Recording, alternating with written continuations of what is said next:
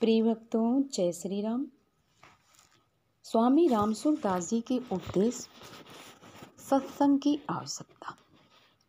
स्वामी रामसुखदास जी कहते हैं कि एक सत्संगी भाई ने एक व्यक्ति से सत्संग में चलने को कहा, तो वह व्यक्ति बोला, मैं पाप नहीं करता, अतः मुझे सत्संग में जाने की आवश्यकता नहीं है।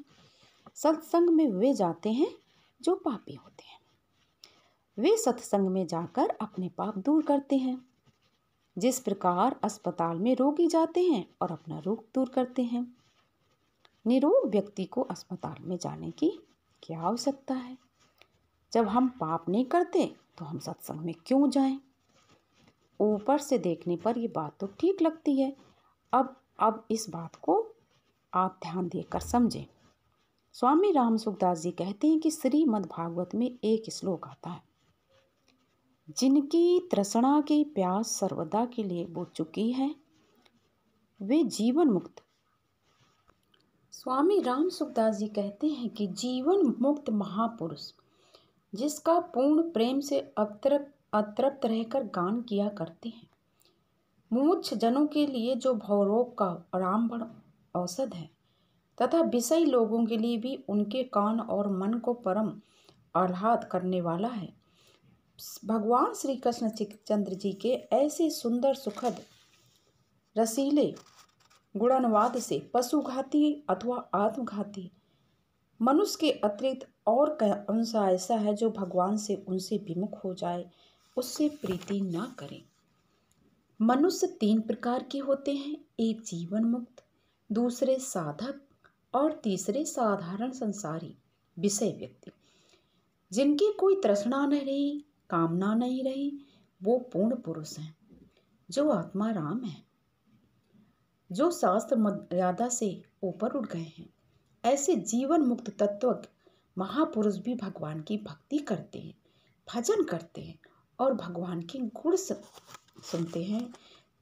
तो ऐसे में साधारण मनुष्य क्यों कहता है कि मुझे सत्संग की आवश्यकता नहीं है? जिनको भगवान के दर्शन भी हो चुके हैं, वो भी सत्संग करते हैं। स्वामी रामसुखदास जी कहते हैं कि रामचरितमानस के दोहा है, जीवन मुक्त ब्रह्म पर चरित सुनहि तज ध्यान। जो निरंतर भगवान का ध्यान करते हैं, वे भी ध्यान छोड़कर भगवान का सत्संग यानी उनके भगवान का चरित्र सुनते हैं। इसलिए इस कलयुग में हम मनुष्यों के लिए भी सत्संग की विशेष आवश्यकता है। ब्रह्मा जी के 4 मानस पुत्र संकाति हैं और उनकी अवस्था सदा 5 वर्ष की रहती है। वे जन्मजात सिद्ध हैं। ऐसे संकाति सिद्ध जिनकी दिशों दिशाएं ही वस्त्र है, उनके एक व्यसन है क्या? आशा बसन व्यसन यही तिनहि, रघुपति चरित होई तै सुनि। कहने का मतलब स्वामी रामसुखदास जी कह रहे हैं, जिनको भगवान के दर्शन होते हैं, जो निरंतर कर सकते हैं किसी भी क्षण, सनकादि मुनि वो भी सत्संग करते हैं, वो भी भगवान की कथा सुनते हैं। तो हम कलयुगी मनुष्य ऐसे कैसे कह सकते हैं कि हमें सत्संग की आवश्यकता नहीं है?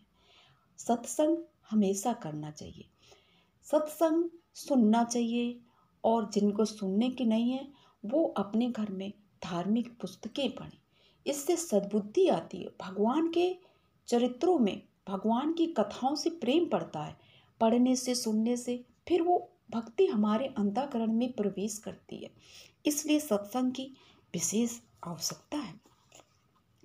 जहाँ भी भगवान कथा हो, सनकादि मुनि वहीं पहुँच जाते हैं।